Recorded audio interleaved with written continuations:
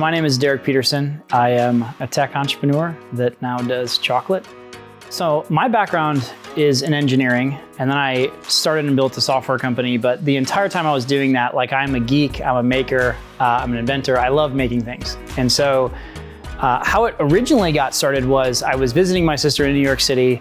We were walking down the street in Queens, and we stumbled upon this little shop that had this architect, and he was making custom shaped bars using like 3D printing and like silicone molds and various things. And I was like, oh, that's like really cool. I bet you I could do that. And so I came home and I 3D printed a little mold, poured silicone in it, took out the silicone, and then I had like a food safe thing, and I melted some Hershey's chocolate in a pan and I poured it in there.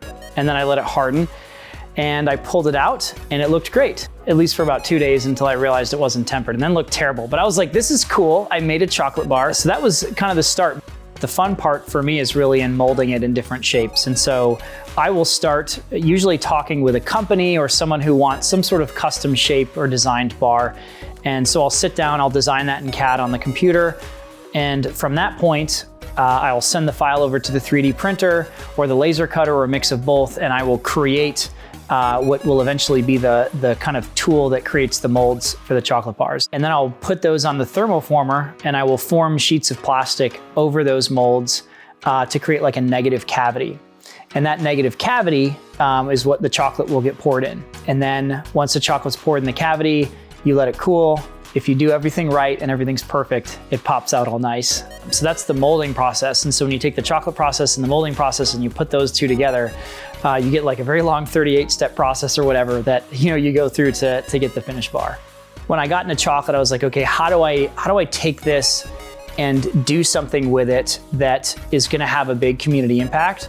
And so for me, that was trying to engineer a process that I can do a couple of things with. I can hire people, I can use the profits to maybe fund different community projects.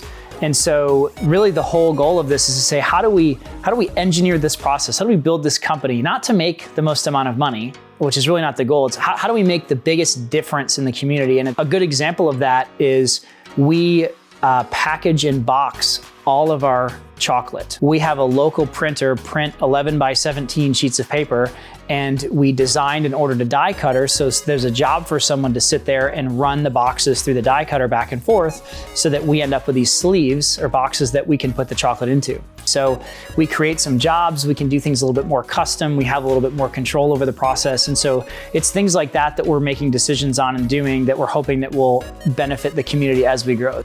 So we're just ramping up, but if you are interested in custom chocolate bar with your company logo or for a big event, go to konturchocolate.com. Can't buy it online, but you can send me an email and I'd be more than happy to do a custom order. So we'd love to make you some chocolates and do some good in the community.